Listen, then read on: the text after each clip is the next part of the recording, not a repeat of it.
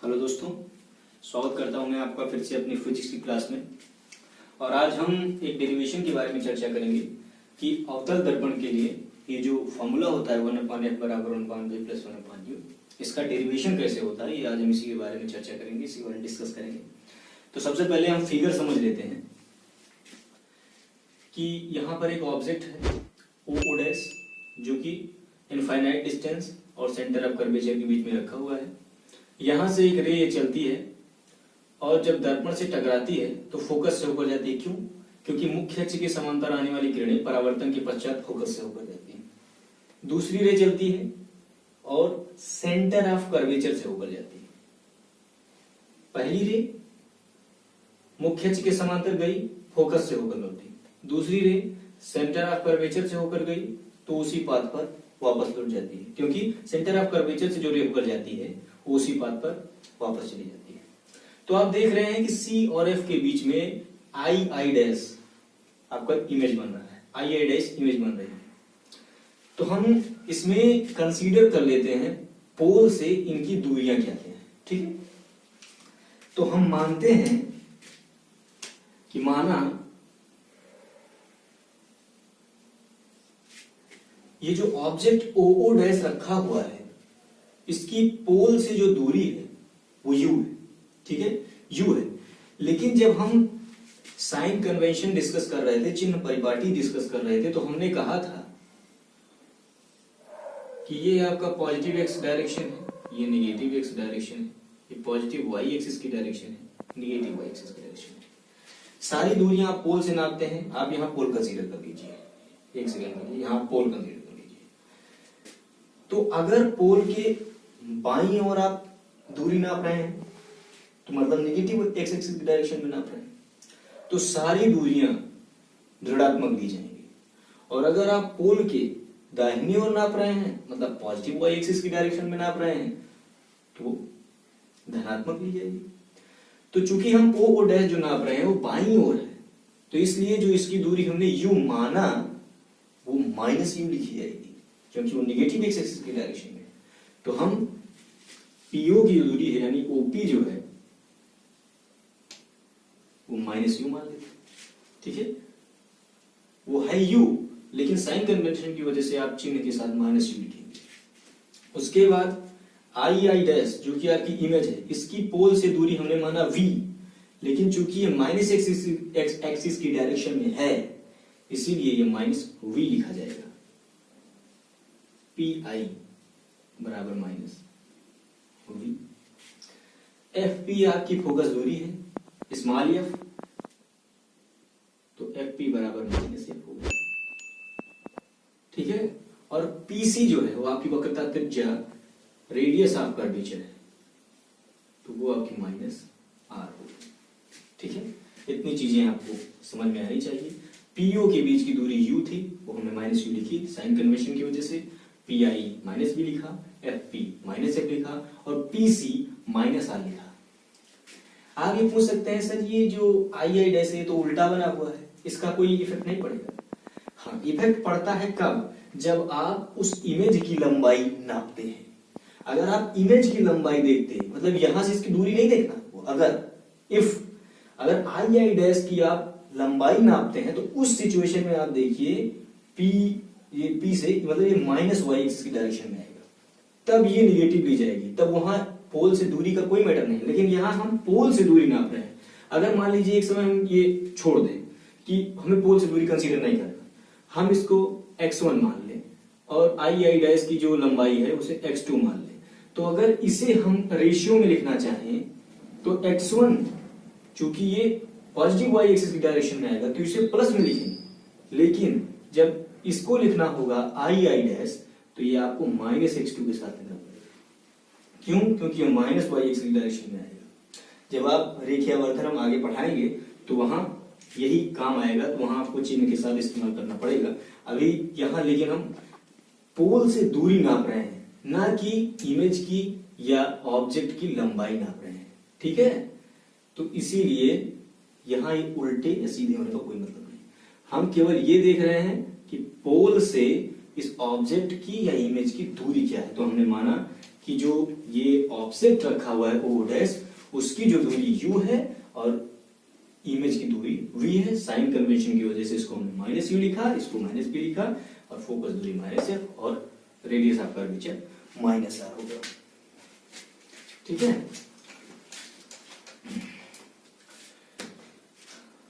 तो हम चलते हैं ट्रायंगल ओ ओ डैश सी और triangle I I dash C में।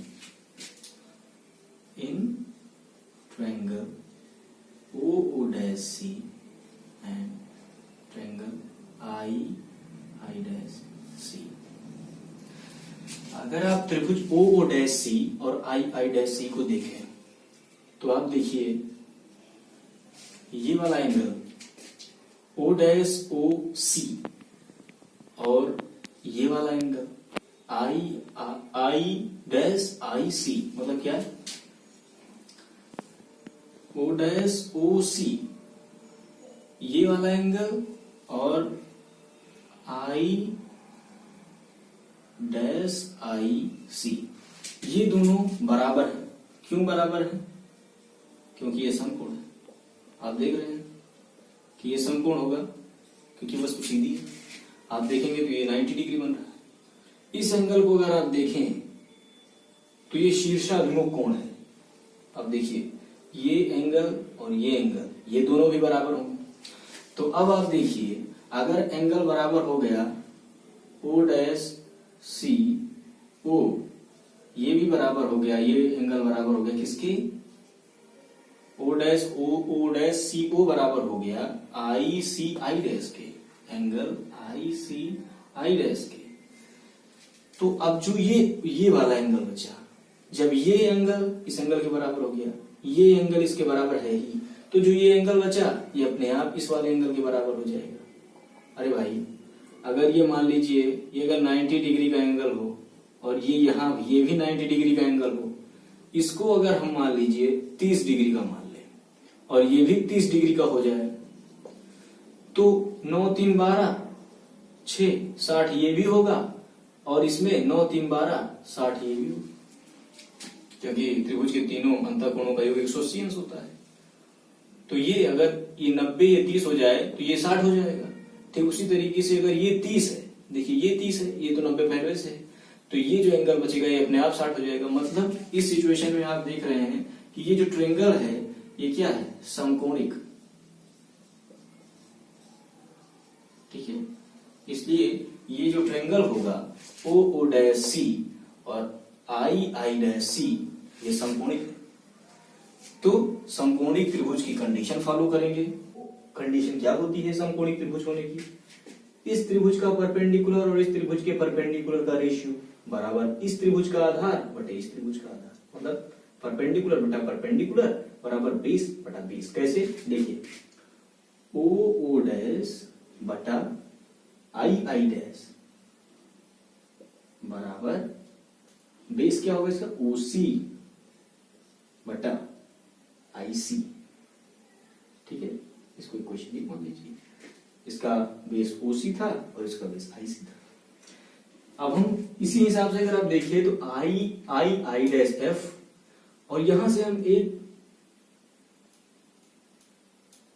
परपेंडिकुलर ड्रॉ कर देते हैं। ठीक है, ये आपका ए है, ये आपका ये है।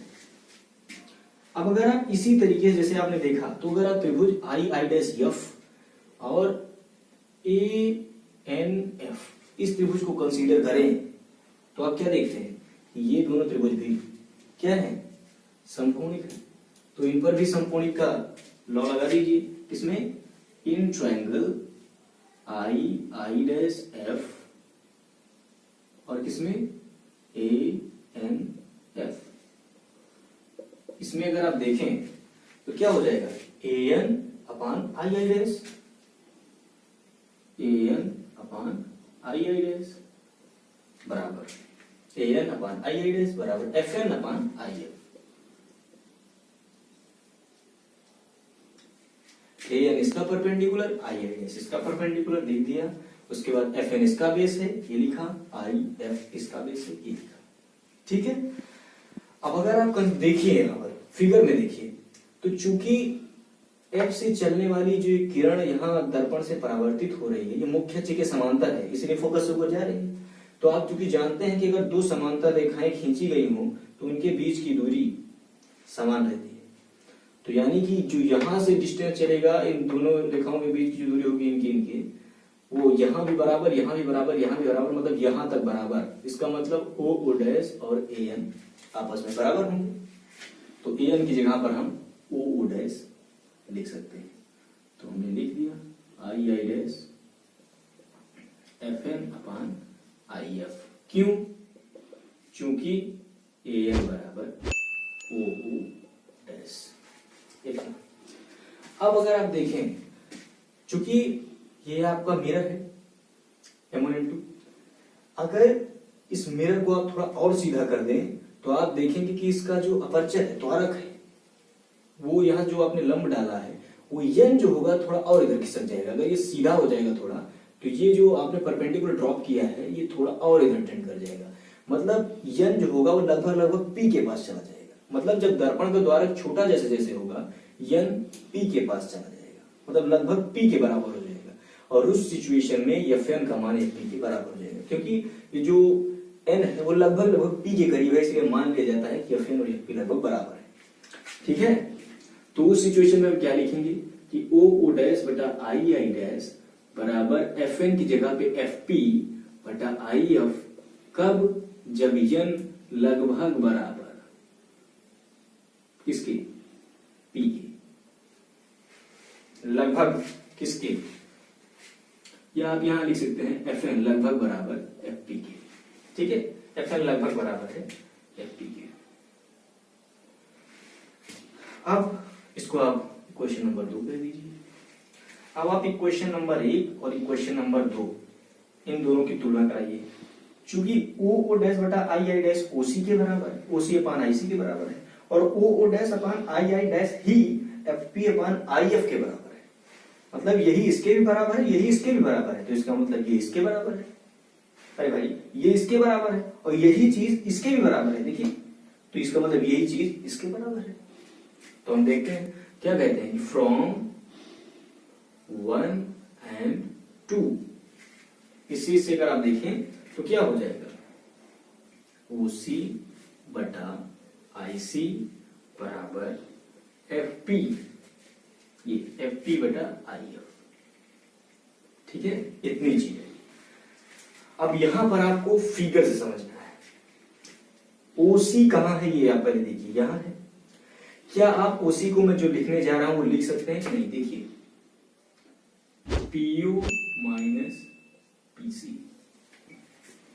OC। अगर मैंने क्या लिखा, PO माइनस PC, अगर इस पूरे PO की डिस्टेंस से आप PC की डिस्टेंस निकाल दीजिए तो ये OC की डिस्टेंस से तो बचेगी, OC की डिस्टेंस से बचेगी ना। इतने में से इतना निकाल दीजिए, इतना बचेगा, वही लिख दिया कि PO में से PC घटा दीजिए, OC बचेगा। IC देख लेते हैं, IC इतनी बड़ी डिस्टेंस, तो अगर आप PC में से PI घटा दें तो IC तो बचेगा। देखिए कि PC में से PI घटा देते हैं, ये PC है, इसमें से PI घटा दीजिए, IC बचा, वही लिख दिया, PC से PI घटा दिया, FP की जगह पे FP लिख दीजिए। अब अगर आप IF देखें, IF तो IF इतना बड़ा है, इससे PI से अगर आप PF घटा दें तो IF मिल जाएगा। PI से PF घटाइए, IF मिल जाएगा। PI से PF घटा दीजिए, आपको IF मिल जाएगा। ठीक है, तो अब देखिए PO मतलब OP, आप देखिए माइनस U है, PC माइनस R है, PC माइनस R है, PI माइनस V है, और उसके बाद FP माइनस F है, PI माइनस V है, PF माइनस F है। मतलब लगभग, अब लगभग सारी वैल्यूज आपको पता है। ठीक है, तो ये लिख देते हैं यहाँ पर PO की वैल्यू कितनी है, यानी OP माइनस U। ठीक है, PC की वैल्यू कितनी है, माइनस R। PC की वैल्यू कितनी है, माइनस R। और PI की वैल्यू कितनी है, माइनस V। ठीक है, उसके बाद देखिए FP की value minus F, P I की वैल्यू कितनी है minus V minus P F, P F की वैल्यू कितनी है, पी एफ मानी एफ पी माइनस एफ, मतलब ये तो है। ठीक, तो हम इसका नाम इक्वेशन नंबर 3 दे देते हैं। ठीक है, ये आपका इक्वेशन 3 हो गया। ठीक है, यहां आपको एक इंपॉर्टेंट रिलेशन आपको यहां समझना पड़ेगा जो होता है रेडियस ऑफ कर्वेचर आर और फोकस दूरी एफ के बीच में। क्या होता है रिलेशन कि जो दर्पण की वक्रता त्रिज्या होती है वो फोकस दूरी की 2 गुनी होती है। मतलब दर्पण की फोकस दूरी जो होती है, दर्पण की फोकस दूरी अगर ये स्मॉल एफ है तो ये वक्रता त्रिज्या की आधी होती है या वक्रता त्रिज्या फोकस दूरी की 2 गुनी होती है। मतलब अगर ये पीसी जो है जिसे आप आर कह रहे हैं, स्मॉल आर कह रहे हैं, ये आर है तो 2f जो दूरी होगी वो पीसी के बराबर होगी। मतलब ये पीएफ आपकी फोकस दूरी है, पीसी आपका दर्पण की जो वक्रता त्रिज्या है, तो वक्रता त्रिज्या के 2 गुने, वक्रता त्रिज्या 2 गुने होती है फोकस दूरी के। मतलब अगर आर आपकी वक्रता त्रिज्या है तो ये फोकस दूरी के 2 गुने के बराबर होती है, आर बराबर 2f। ठीक है, तो वही रिलेशन का हम प्रयोग करेंगे यहां पर कि दर्पण की फोकस दूरी वक्रता त्रिज्या की आधी होती है या वक्रता त्रिज्या फोकस दूरी की 2 गुनी होती है। तो यहां देखिए स्मॉल आर लिखा हुआ है, तो हम यहां लिखेंगे चूंकि आर बराबर होता है 2f। ठीक है, आर बराबर होता है 2f, तो आर की जगह पे आप 2f लिखिए। ये हो गया minus you minus minus plus हो जाएगा ये, और ये यहां 2f हो जाएगा प्लस 2f, क्योंकि ये ब्रैकेट खुलेगा माइनस माइनस प्लस, यहाँ 2f हो जाएगा। यहां माइनस आर की जगह पे फिर से 2f। ठीक है, माइनस माइनस प्लस हो जाएगा v, देखिए माइनस माइनस प्लस v, ये हो गया minus f minus v minus minus plus हो गया। ठीक है, यहां ब्रैकेट खुला प्लस, यहां ब्रैकेट खुला प्लस माइनस, ये भी है प्लस। ठीक है, अब इसको मल्टीप्लिकेशन कर लीजिए, क्या हो गया ये, पहले इधर से इधर कर लेते हैं, 2f square minus F we. ठीक है, अब माइनस वी से इसमें गुणा कर लेते हैं, तो ये uv हो गया माइनस माइनस प्लस uv, यहां माइनस, ये माइनस 2f भी हो जाएगा। ठीक है, अब उसके बाद f की बारी लगाते हैं, ये माइनस u से गुणा होगा माइनस uf हो जाएगा, ये f इसमें हो गया 2f स्क्वायर।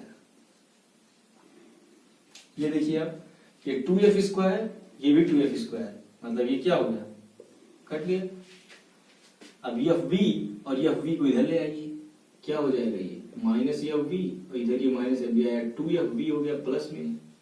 अब इधर बचा uv माइनस uf, इधर से इसको घटा लीजिए, fb बचा, इस uf को भी इधर ले आइए, प्लस uf हो गया बराबर uv हो गया। या और आप क्या लिख सकते हैं इसे कि uv बराबर vf प्लस uf।